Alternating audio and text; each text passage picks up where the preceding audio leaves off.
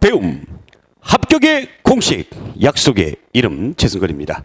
자, 교재 63쪽이죠. 새로운 종교의 유행, 자 천주교, 그 다음에 동학에 대해서 우리가 또 알아보는 시간 갖도록 하겠습니다. 세도 정치 시기 때에 어떻게 본다면 조선이라는 사회가 가장 썩어 문드러진 그런 사회였죠. 그래서 뭐 여러 가지 저항을 했습니다. 앞에서 우리가 공부를 했습니다만, 소극적인 저항, 그 다음에 적극적인 저항, 그 다음에 농민 봉기, 그러니까 대표적인 농민 봉기, 뭐 홍경래의 난과 그 다음에 임술 농민 봉기에 대해서 공부를 했고요. 자, 이 시기 때에 굉장히 많은 사상, 그래서 고쳐지지 않으니까 부정부패. 국가의 안 좋은 점들이 고쳐지지 않으니까 결국에 이 종교에 의지하는 그런 어떤 모습들을 보이고 있다라는 겁니다. 자, 여기 보시면 이제 주님을 믿는 자 영생을 얻으리라. 네, 영생이라는 건 이제 죽은 다음에 사후세계 영원한 행복 천국으로 간다. 우리나라 대한민국 최초의 가톨릭 신부님이시죠. 김대건 신부님의 모습이고요. 그 다음에 천주를 내 안에 모셔라. 현세의 복을 얻으리라. 여기서 말하는 이 천주가 여러분들 천주교 할 때 그 천주가 아니에요. 네, 내 안에 모신다 해서 시천주라고 그러는데 바로 동학을 창시한 최재우 선생님의 모습입니다. 자, 그렇다면 천주교, 우리가 보통 이제 천주교 그러면 이제 로마 가톨릭 이렇게 성당 다닌다 그거 얘기하는 건데, 천주교의 유익 과정을 보게 되면 맨 처음에 이제 학문적인 차원에서, 그래서 여러분들 뭐 유몽인의 여유 야담이라든가 이승왕의 지복유설, 실학의 어떤 선구자죠.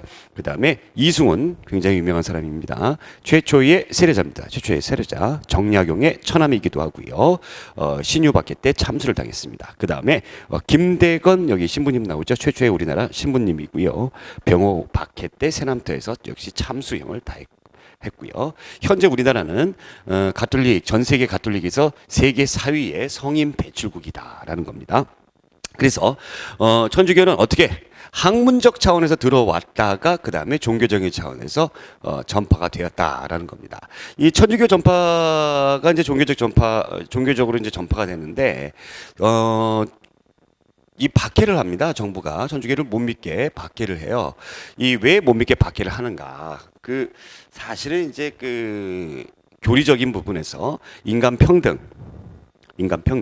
또 그 다음에 제사를 거부하죠. 이런 부분이 있었기 때문에 박해를 한다. 당시 유교적인 사회였기 때문에 신분질서를 부정을 하고 그래서 박해를 했다라고 보이지만 사실은 어떤 정치적인 이해관계 때문에 박해를 했습니다. 그래서 신해 박해 정조 때 있었던 것이고요. 사실 뭐 신해 박해 때는 정조 때 박해라기 하기보다는 뭐 하나의 경고죠, 경고. 본격적인 박해가 바로 이제 이 신유 박해입니다. 노론 벽파가 남인 시파를 탄압을 했다. 이 벽파라는 거는 사도세자의 죽음을 당연시 여기는 파들을 벽파라고 그러고, 시파 같은 경우에는 이제 사도세자의 죽음을 불쌍히 생각하는 세력들을 얘기하는 거죠. 그래서 정조가 죽고 나서 이렇게 웅크리고 있었던 노론들이 세력을 잡으면서 바로 이 남인 세력들, 실학자들을 몰아내기 위한 구실로 신유 박해가 있었다라는 것이고요. 그다음에 기해 박해 때는 풍양조 씨가 집권을 하게 되면서 당시에 안동김 씨들이 어느 정도 천주교에 대해서 좀 유연한 태도를 보였어요. 그걸 이제 핑계 삼아서 풍양조 씨가 집권하면서 기해 박해를 했었고요. 그 다음에 이제 병인 박해가 있습니다. 이 병인 박해도 흥선대원군의 정치적인 어떤 위기. 나중에 이제 흥선대원군에 대해서 공부를 하겠습니다만, 흥선대원군이 프랑스 세력을 빌어서 러시아를 막고자 했거든요. 근데 그것이 잘 안 됐어요. 자, 또 한 가지 흥선대원군의 개혁 정책이 당시 기득권층, 양반층에게 별로 환영받지를 못했습니다. 그래서 너 왜 천주교에 대해서 그렇게 유연한 태도를 보이지?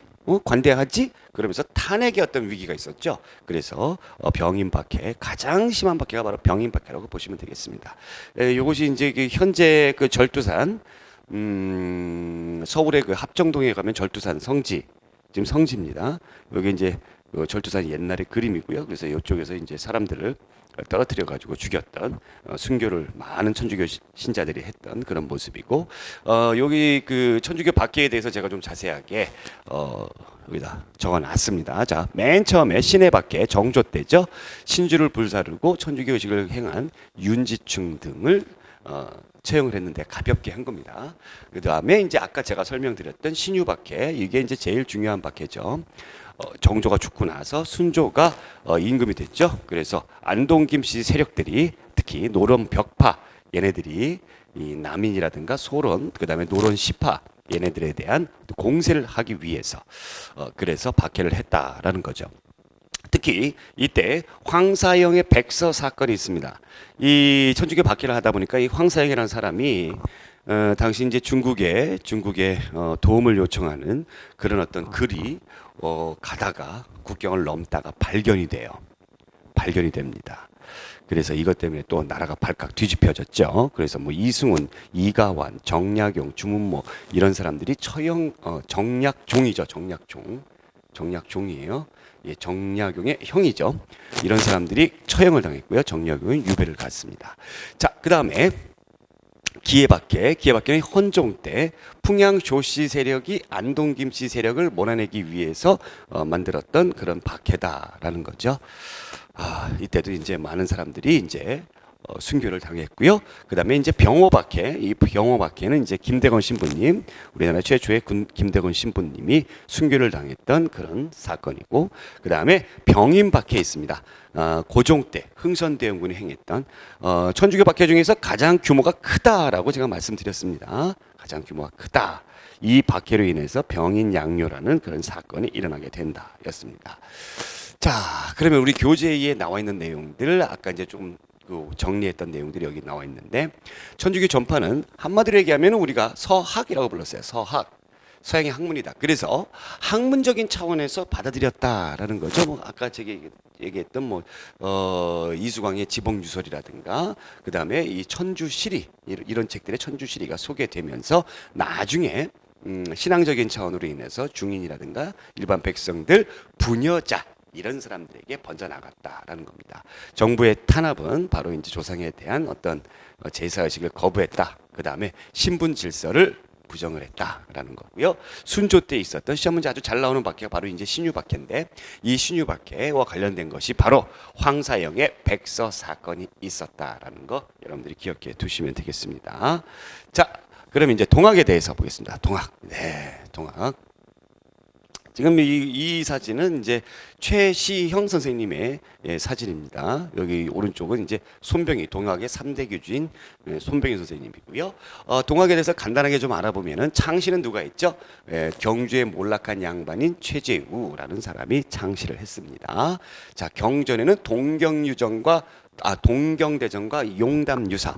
자, 동경대전은 동학의 경전이다라는 뜻이고, 용담유사는 용감히 나아가 싸우자라는 어떤 동학의 어떤 그 가사, 노래 가사.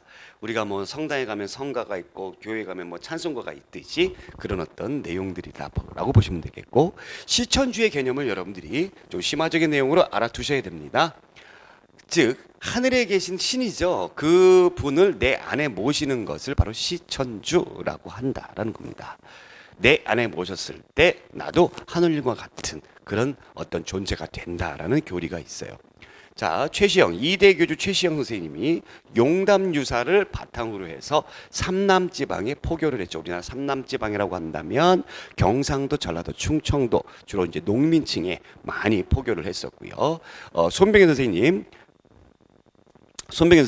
이 동학을 천도교로 계칭을 합니다. 자, 왜냐하면 20세기 초반에 들어가게 되면서 이 동학을 믿는 사람들이 그 친일적인 어떤 행태를 많이 보입니다. 그래서 동학이 좀 사회적인 지탄을 받게 되는데, 그것을 이제 그런 동학과 구분하기 위해서 이렇게 천도교로 계칭을 했습니다. 이때 손병희 선생님이 인내천 사상을